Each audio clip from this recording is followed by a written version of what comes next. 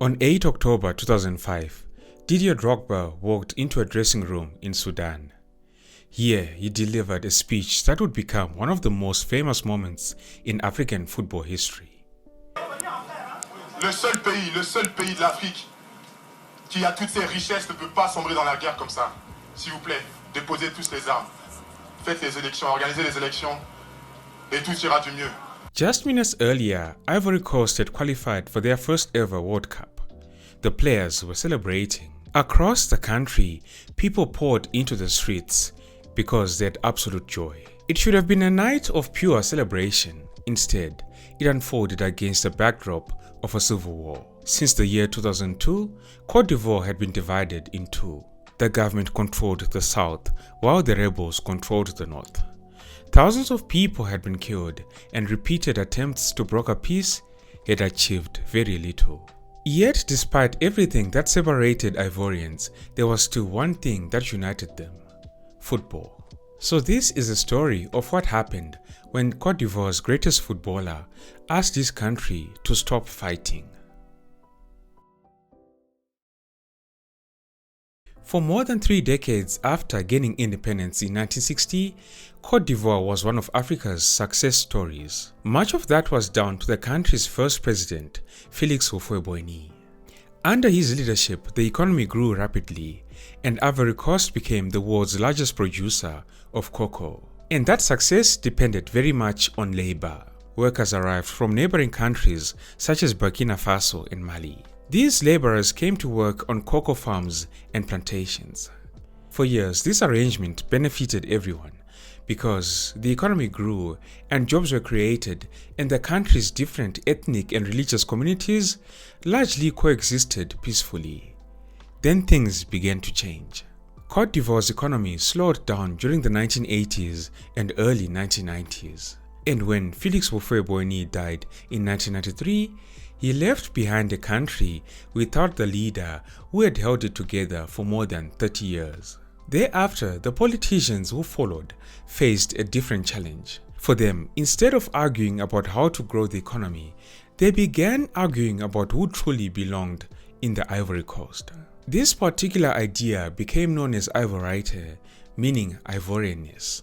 On paper, this idea was about who truly belonged to the nation, but in practice, it became a bureaucratic weapon. Families who had lived in the country for 2 generations couldn't get identity documents, and farmers lost land claims. In this environment, a man whose grandfather had come from Burkina Faso to pick cocoa and who had never lived anywhere else could suddenly find himself legally stateless.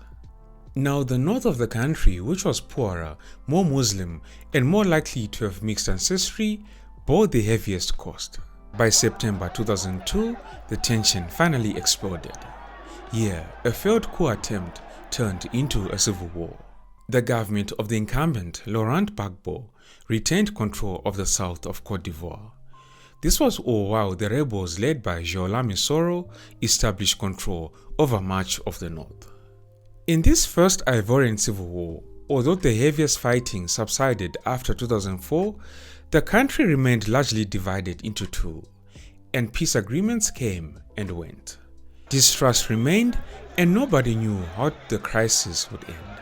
But in this totally fractured reality, one entity was left that represented the country, and it was the national football team, the Elephants.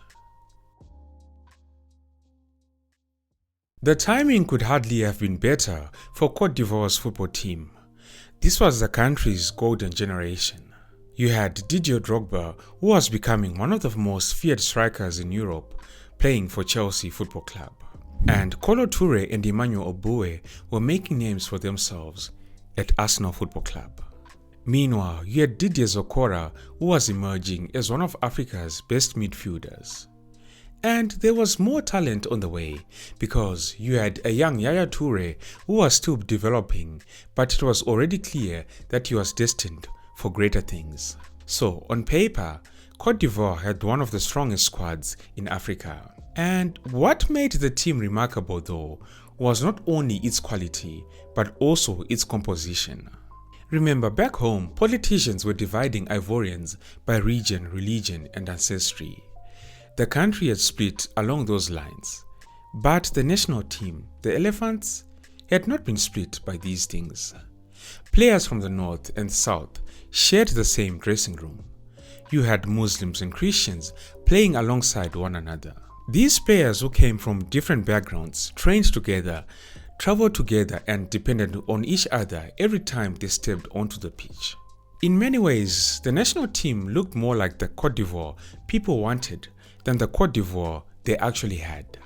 So now, this national team had a chance to give the country something it desperately needed: hope amidst plenty of chaos. And to do that, they needed to achieve something no Ivorian team had ever done before. They had to qualify for their first ever FIFA World Cup in 2006. For the Elephants of Côte d'Ivoire, everything now came down to one day, 8 October 2005. It was the final day of World Cup qualifying. But their fate was not entirely in their own hands. Cameroon sat at the top of their group on 20 points. Côte d'Ivoire were 1 point behind on 19. Here, the equation was simple. Côte d'Ivoire had to beat Sudan and hope that Cameroon failed to beat Egypt, who they were also facing. When the matches kicked off, Côte d'Ivoire took care of the part they could control. They beat Sudan by 3-1.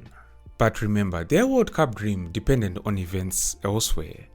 And that match in Cameroon was far from over. Cameroon had taken the lead early, only for Egypt's Mohamed Shawki to equalize in the 79th minute. So, at 1-1, Côte d'Ivoire were heading to their very first ever World Cup. Then, deep into stoppage time, Cameroon had been awarded a penalty. So now, one kick stood between Ivory Coast and the World Cup. So for this penalty, the Cameroonian player Pierre Wome stepped forward and struck it left.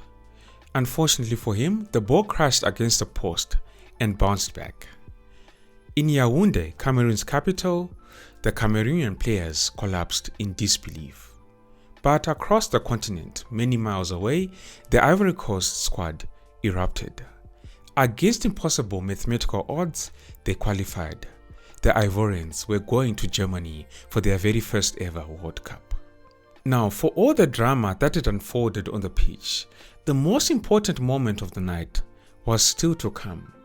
And it happened inside a cramped dressing room beneath the stands of the stadium in Sudan. Ivorians. Ivoiriens, Ivoiriennes, du nord et du sud, du centre à l'ouest. Vous avez vu, on vous a prouvé aujourd'hui que toute la Côte d'Ivoire peut cohabiter, peut jouer ensemble pour un même objectif, se qualifier pour le mondial. Vous nous avez promis que cette fête allait rassembler le peuple.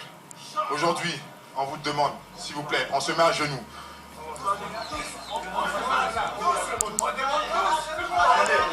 Pardonnez.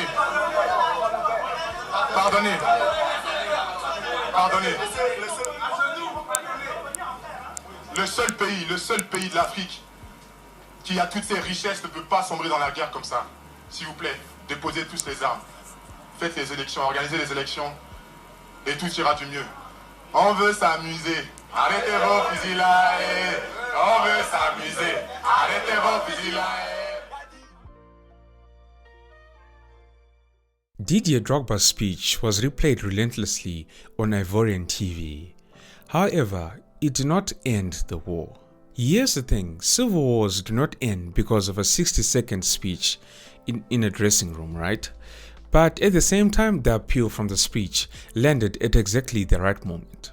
Because for years, the country had been trapped in a political stalemate. Now, the most famous Ivorian in the world was publicly asking both sides to choose a different path. And, you know, it somewhat worked. Because over the following months, negotiations gathered pace, they gathered momentum. Eventually, in March 2007, the government and the rebels signed the Ouagadougou peace agreement. But this remarkable story does not end here, because later that year, in 2007, Drogba made a remarkable request. Here, Ivory Coast had a qualifier against Madagascar that was coming up, and home matches for the Elephants were almost always played in Abidjan in the government-controlled south. But Didier Drogba wanted this one to be moved to Bouaké in the north. And that was a very big deal. This is because Bouaké was the stronghold of the rebellion, and just a year earlier, the idea of the national team playing there would have sounded very absurd. Now, it was actually happening. When match day arrived in June 2007, the city was transformed. Security was everywhere, and fans packed the streets, and some rode on the roofs of cars just to follow the team bus through the city. And here, the soldiers who had spent years guarding the city's front lines were now standing on the roadside. They were waving as the team bus passed. Inside the stadium in Bouaké, you had commanders and rebel leaders sitting meters apart in the VIP section. And when the anthem played, they stood and they sang in unison. Didier Drogba later said that stepping onto the pitch that very day felt like watching his country being born again. In this match, Côte d'Ivoire won by 5-0, with Drogba scoring late in the 85th minute. But by then, the result hardly mattered. The match itself was the statement. 2 months later, the incumbent Laurent Gbagbo traveled to the same stadium in Bouaké. Here, he appeared alongside the rebel leader Jolami Soro at a ceremony where weapons were publicly burned in that very same stadium. So, the city that had once been at the center of the war had become one of the symbols of peace. So, at this point in the video, as we are coming to a close, it will be tempting to end the story here. But history is rarely that neat, nor is it straightforward. The peace that followed in Côte d'Ivoire was fragile. The divisions that had pushed the country into civil war did not simply disappear, right? Because in 2010, the country finally held the elections that had been delayed for years. Unfortunately, the result was fiercely disputed, and Côte d'Ivoire slid back into violence. Around 3,000 people were killed in the ensuing crisis. Laurent Gbagbo refused to hand over power, and he was later sent to The Hague to stand trial before the International Criminal Court for having contributed to this violence that was taking place in the country. In 2019, he was eventually acquitted of all charges. So no, in conclusion, Didier Drogba did not single-handedly end the civil war, but for a crucial moment in Côte d'Ivoire's history, he and his teammates in the Elephants achieved something that politicians, soldiers, and diplomats had struggled to do. They reminded millions of people in Côte d'Ivoire that they still belonged to the same country. Don't forget to like and share the video if you enjoyed it. Thank you all for tuning in. This has been Tatenda for African Biographics. Until next time, cheers. Have a good one.